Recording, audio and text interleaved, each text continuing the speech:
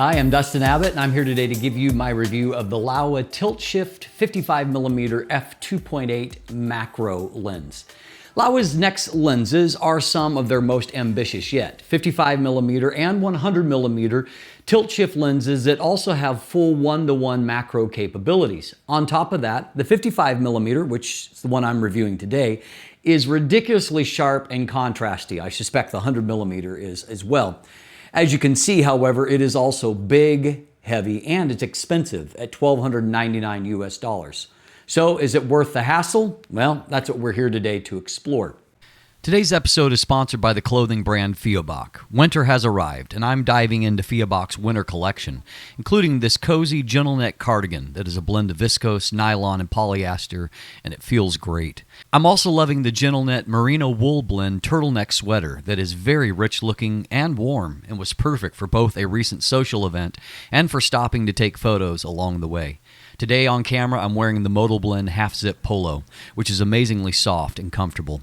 Fioboc boasts a 60% reorder rate, which tells you just how much their customers love the feel and fit of their clothes. Fioboc is offering a 20% discount on everything to my audience, so visit Fioboc.com and use code Dustin20 to build your wardrobe. That's Fioboc.com and use code Dustin20 for 20% off everything. So let's start by talking about build and handling. The first thing that I noted when I pulled this lens out of the box is that it is basically the size and the weight of a 70 to 200mm f2.8. In fact, with the downsizing trend that we've seen of 70 to 200 f2.8s, this lens is actually heavier and even bigger than some of them. It is not a small lens. It is 168.5mm or 6.63 inches long, and it weighs a whopping 1,345 grams. That's 47.5 ounces. It is 85mm in diameter or 3.34 inches, and it has a 77mm front filter thread. Now, what's interesting here is that this lens actually is fairly versatile when it comes to the tilt shift aspect of things. It has a full 12mm of shift and then also 10 degrees of tilt. And so as far as the overall shifting capability, it actually has more room to shift than some of their other just purely shift lenses from Laowa that I've reviewed before. What I find really interesting is when it comes to the available mounts here. Now, I've tested it in a Nikon Z mount. It's also available in Canon RF, and then Leica L mounts. And so those are all full frame mounts. But what's interesting is that it is further available in two medium format mounts. And that includes Fuji's GFX and then Hasselblad's XCD mounts. So that means that this is a lens, as I'm reviewing here on full frame, that's actually over-engineered for the full frame image circle, which does help to affect the overall quality. Now, one thing you have to be aware of with a lens like this is a fully manual lens. And when I mean that, I mean there's zero electronics here.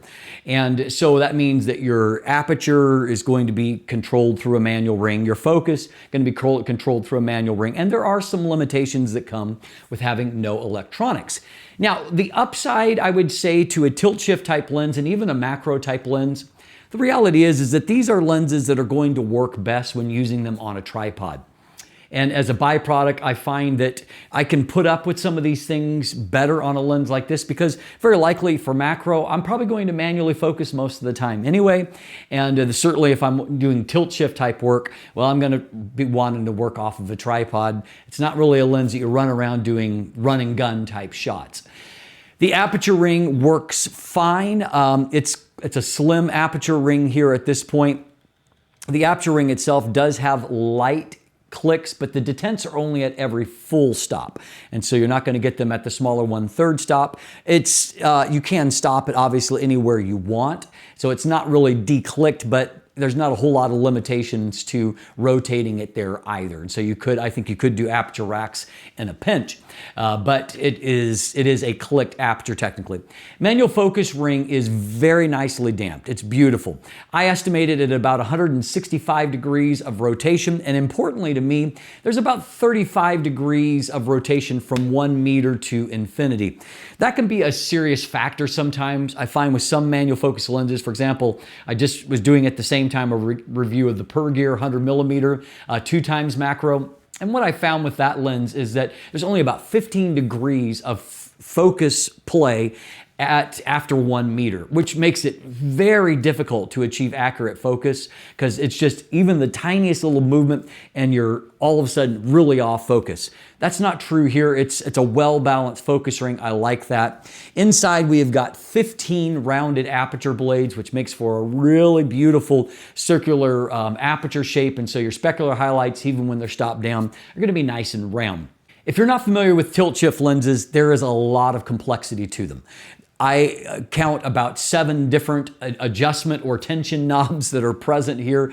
And so you can rotate basically 3 different sections of the lens itself. You can make a rotation of the section that handles the shift portion. You can rotate around what covers the tilt portion. And then you can also, of course, rotate the fact that it comes with a tripod foot. You can also rotate that section around. And so that means you can put this lens in a lot of different positions. Now, on a positive note, I will say that all of the adjustment knobs are made out of metal. They appear to be durable. Obviously, I can't give you a long-term report on that. That does tend to be a factor with these. If the tension knobs are not well executed, it means that making adjustments, particularly if you're in a position where you're rotating up and down, can be very difficult because it just wants to fall to the furthest position. I actually have some versatility here because I can actually control tension more reasonably. And so I think that overall that is well executed here. And hopefully all of these knobs are going to stay durable for the long haul. That's obviously important. As mentioned, there is a tripod foot that is included. It does have Arca grooves, so as you can see, it can go right onto a tripod here. There are a couple of tension screws here to where that foot portion itself can be removed. I did find that there is a little bit of overall sag, and even with it very firmly attached, there's a little bit of a rock there. So what I did find is when I was trying to line things up for my test chart, I had to adjust high because invariably it would sag down low. And so it's not the best execution of a tripod foot that I've seen, but the lens is big enough and heavy enough, you're probably going to be happy that you have it. And particularly to be able to stabilize the lens there and then to move things around here, I think is going to be useful. Now, as far as the tilt shift capabilities, there is 12 millimeters of shift in either direction. And so that is obviously very welcome. That's in some cases, I've seen as little as 10 millimeters of shift on some of their lenses. I believe maybe the 20 millimeter was in that range, either that or the 15 millimeter. One of them was 10, another was 11 in terms of the millimeters of shift. So there is more range for shift. However, I don't find shift to be as appealing on a normal lens. I mean, you're just far less likely to have enough room in a scene to where you've got a lot of lean from buildings and where shift can really help to straighten out lines. I did find it to be useful for doing, panoramas and vertoramas. You can rotate right on that without getting any kind of perspective change. And so you can get a nice, you can make up for the fact that it's not super wide by easily getting a wide shot by just going within the range of the shift that you have, shifting one direction, shifting the other direction, getting the middle shot, putting those together is almost no loss of image and you get really nice looking results. And you can do that either in a panorama, but also in a vertorama up and down. And I did both and it worked really quite well. Now, as far as the amount of tilt here, tilt can go 10 degrees in either direction. That really allows you to do a lot of creative things with selective focus. For example, this shot in Toronto, you can see shooting out my hotel window, I can get a fairly normal scene, or I can shift things around to where only one little area is in focus, making it stand out, and you can play with it in other directions to get kind of the miniaturized or toy effect. It can be a little bit gimmicky, but it can also be useful, and you can create a unique kinds of bokeh with a tilt shift lens that you really just can't do with anything else except for software, essentially. Minimum focus distance here is 27 centimeters, so a little bit of a working distance at 1:1 level, so that is 1:1 or 1.0 times magnification. It's a full macro lens. Pretty awesome, all of the different kinds of shots that you can take. It's a complex lens, it's big and it's heavy, but it is quite versatile. So how about the image quality itself? I'll give you an overall breakdown here, or kind of overview, and then we'll do the deep dive in conclusion. Optical design here is 14 elements in 11 groups.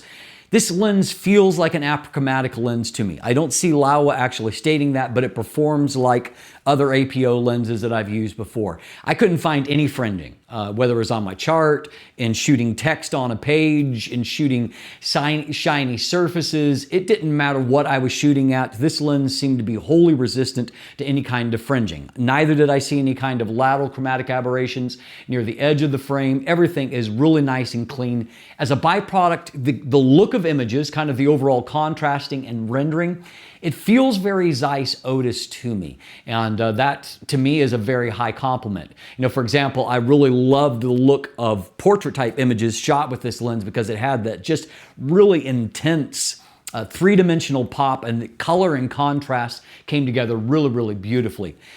Now, when it comes to breaking down some of the things, I found that there is zero distortion and very low vignette, even at f2.8, plus 42.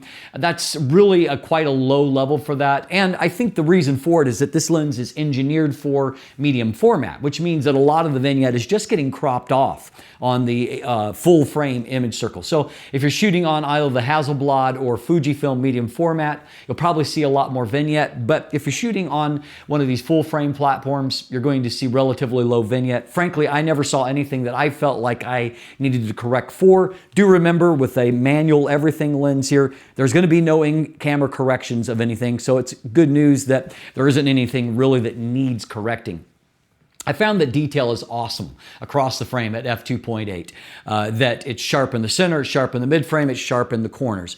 I found that in real-world shots, they're very, very crisp. There's no bleeding at the edge of textures at all, no hazing or veiling on anything. It just looks really, really crisp. Now, I do think that this lens is guilty of some focus shift, because I found that as I stopped the lens down with my test chart, that focus did move off a little bit. And so, you know, that is something to watch out for. Most of the time, you're probably going to be focusing with your aperture already preset, but if you don't, just watch out for that, just in case that is a potential factor. The lens will gain a little bit of sharpness and contrast as you stop it down, but frankly, you have everything really that you need, even from f2.8, and anything beyond that is probably going to be more about depth of field. Obviously, when you're shooting at macro distances, you're probably going to want to stop down just to increase the depth of field so it's not so razor shallow.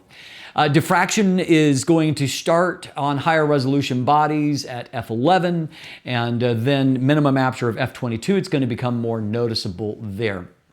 What I found is that the geometry from the bokeh is about average. You know, it's mostly circular and this is at f2.8. You stop down and that's not a problem. Remember, very high aperture blade count. But wide open, you're going to find that there is some, you know, lemon or cat eye shape towards the edge of the frame. In the center and throughout most of the frame, the specular highlights are nice and circular. What I found, however, is that in my opinion, the bokeh in a lot of situations isn't as soft as what I would like. The problem with having an APO type design is that it's hard to turn that contrast off. And so it's contrasty, a little more contrasty than you would like even in the out of focus area. So I would say a little bit more outlining, just not fully creamy. At the same time, I found that I really did still like portrait shots because the overall look was still so rich. Even if the bokeh isn't amazingly creamy, just the quality of the images was really fantastic. I also found that for macro, this is a great macro lens. And of course, having tilt shift options really just gives you a lot of creative options of where you're going to put that narrow plane of focus. And so I actually really enjoy it, probably enjoyed it more than anything for actually macro work for that kind of versatility. I also found that flare resistance was quite good. Optically, this is an amazing, amazing lens. Very, very strong, and certainly similar to other apochromatic style designs that I've seen, really top notch. And so I love the optics from it. So my conclusion is this. This is an interesting lens. There's obviously tons of versatility with a tilt shift lens that can also do macro.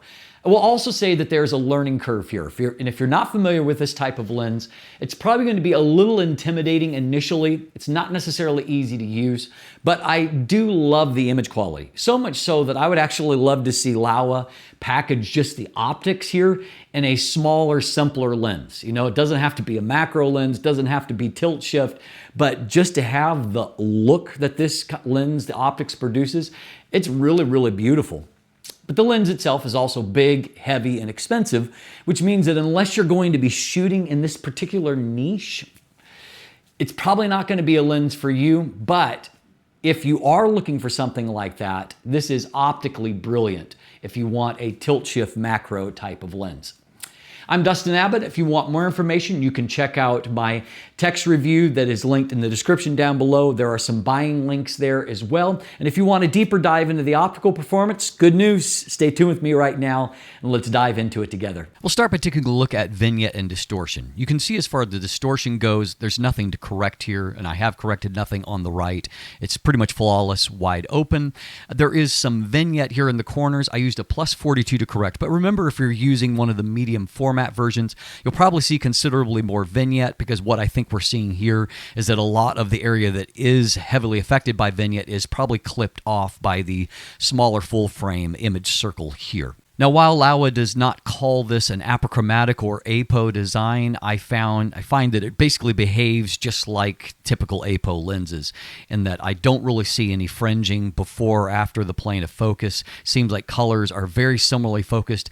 You can really see it in text like this almost always. You will see some kind of fringing before and after the plane of focus. In a normal lens, it's just not present here. I also often see it in these transitions from black to white in the imprinting on lenses, but you can see here it's just flawless. There's no bleeding of anything, no fringing. It just looks perfect. And then finally, in these really shiny reflective surfaces, there's really not anything to see. I mean, there's a little bit of prismatic haze that's coming just from what the light is doing through the crystals, but that isn't actual fringing. In the areas where I would expect to see fringing, even here where there's that little highlight there, it's just not present. Likewise, when it comes to lateral style chromatic aberrations near the edge of the frame, again, I just don't see them. This is uncorrected, and there's nothing to correct. So like most lenses that have an apochromatic style design, this lens is extremely sharp and high contrast, even wide open. And you can see here, this is a 45 megapixel Nikon Z8, 200% magnification.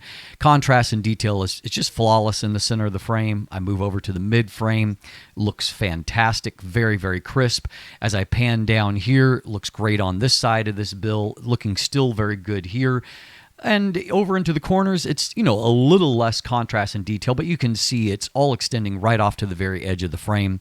No problems there. So in real-world situations, that just is tons of detail and contrast. And so here in a portrait subject, you can see that all of the fine detail in my wife's hair and on her face, it's all perfectly delineated. Even at f2.8, you can see the actual fabric in the jacket. All of that detail is delineated. And again, even though it's not strongly defocused here, I do want to just point that the contrast and the colors that this lens produces are very, very special. Take, for example, I was also testing the Sirui Aurora 85mm f1.4. In many ways, it's a very nice lens, and it's able to produce really, really beautiful defocused backgrounds. And obviously, the background is much more defocused here. But just take a look between the left and the right image when it comes to the richness of the color. And you can see that there is a color signature here that is just so much nicer, so much richer than what I was able to get out of the Sirui lens on the right side. So you can see again in this image here that all of that shows up in real-world images as well, that there's just a perfect delineation of all the details. There's no bleeding here at the edges. Everything is just really, really crisp, and all the edges are just perfectly contained. No kind of bleeding or hazing there at the end of the textures. That's true at the macro distance as well. Here is our 1-to-1 off the test chart. And you can see as we go in close in the plane of focus, you can see that all the individual fibers of the paper are there where the ink drops have gone into it. It's just really, really beautifully executed. So unfortunately, as mentioned, I believe that this lens does suffer from a bit of focus shift. And so obviously I manually focused the result here, starting with the f2.8 result. And then as I begin to stop the lens down, you can see that focus is just not quite as good. You can see by looking at if you're just looking at the contrast levels, that the darks are darker here. It's a little bit better, a little more deep saturation of the dark areas, but detail hasn't really improved. And that has a lot to do with the fact that the focus has just shifted a little bit to where it's not flawless anymore. Most of the time in real-world shots, it won't be an issue because you're focusing at the aperture that you've selected. F11 here on the left side, you'll start to see a little bit of softening due to diffraction. F22 on the right side, which is the minimum aperture, and you can definitely see that the image has softened a fair bit due to the effects of diffraction. You'll also see that it didn't meter quite as well. I find that to be fairly common actually with lenses without electronics. As you start to stop the lens down, it's like the camera doesn't meter as well with such a lens attached. Now, at macro distances, the lens performs really, really well. And so here you can see that it's able to just show all of the little roughed up areas, the wear and tear of a coin in circulation. It's really cool to see all of that in close perspective. A shot like this, I think you can just see how much the subject just pops. And it's due to that contrast and detail that just really makes it stand out, giving it a very nice three-dimensional quality. A shot like this, I think, shows both the good and bad of this lens. So if we look at the subject, I mean, that is fabulous. At f2.8, all of the detail, all the contrast, the textures are just beautifully delineated. If you look at the image as a whole, however, you can see that the background is not quite as pleasing. You can't just turn off that contrast, so there's a little more hard edges than what I would like in the bark here, going towards the background here. Even in this shot that we've previously looked at, like again, I love this aspect of the image. I don't love this aspect of the image as much. It's just not as nicely defocused. One thing that this lens is exceptional at, though, is that it's very good at flare resistance. And so here I have very bright sun coming to this frame, and you really don't get a sense of it, how bright it is, because the lens has handled it so well. But you can see that nothing has fallen apart. Contrast and detail is great. We've got a little tiny bit of a prismatic haze down in this corner, but it's artistic. Nothing really to complain about at all. So finally, let's talk a little bit about what you can accomplish through the tilt shift. And so as far as the shift, as mentioned with 55 millimeters, I don't find that it's all that often that you're going to have to deal with subjects leaning. And so if you can use it in that function, but what I do really like is the ability to combine, as we've just done here, 3 shots together to kind of eliminate any kind of perspective shift. And so here you can see, because the camera's not moving at all, look how little of the image has been lost here. Just little tiny bits at the edge, because you're just shifting the lens up and down, the actual sensor's not shifting, and so you can get really kind of clean results, whether you're stacking vertically like this and getting an end result that is very clean, very, very high resolution. And so it's, I mean, there's a lot to work with in an image like that. Now, you can also do the same thing with images that are captured for panorama. And so this is not a super wide lens, but what you can do is that you can just shift left, center, and then shift to the right. And once again, you can see very little of the image has been lost. And the byproduct here is you can get a very wide-looking perspective here. And again, there's just massive amounts of detail in this image because, again, you haven't created any kind of distortion. You haven't created any kind of weird perspective. It just means that all throughout the image, you can go from side to side, and the amount of detail is just amazing throughout it. So you could really do some really high-resolution landscape, panoramic type looks by doing that. Now, on the tilt side of things, you can really do some interesting things. And so your typical shot in a scene like this would look something like this. And so you can see that to focus out that far, it means that pretty much everything is going to be in focus. However, if I use the tilt design here, what I can do is just have a very, very narrow depth of field here that's actually in focus. And so then what I'm able to do is do something that typically you wouldn't physically be able to do. Both have something in focus that far away from the camera, and then also to have all these specular highlights. But it allows you to be really, really creative with your depth of field, and thus to create bokeh where typically it wouldn't be possible to do so. Here's another example here, again, by using that tilt function. In the image on the left side, I've got the building on the right in focus, and then you can see by playing around and moving that tilt over to the left side, now this building's in focus, and all of a sudden, this is completely out of focus, and so it really just draws the eye right to here, gives you some specular highlights where, again, it would be physically impossible to create them otherwise. Now, what's really interesting is when you combine those things together for your macro performance. And so here you can see on the left side, I've chosen to have the left portion of the image completely out of focus. And I've got this very narrow little plane of focus that's running up into the top of the stack and down through. You can see it with the word dollar, that only just the O is basically in focus. And by the time you get over here, the AR is completely defocused. On the right side, this is the exact same aperture value, but I have played with the tilt function here to where now I've included the left side. There's a plane of focus running over to that. And now you can see I've got most of the word dollar in focus, whereas the top of the stack is now completely out of focus. Just gives you a lot of extra creative options on how you're going to handle macros. That really is the strength of this lens. So hopefully a look at the optics of this bad boy has helped you to decide whether or not it is a lens that you would be interested. As always, thanks for watching. Have a great day and let the light in.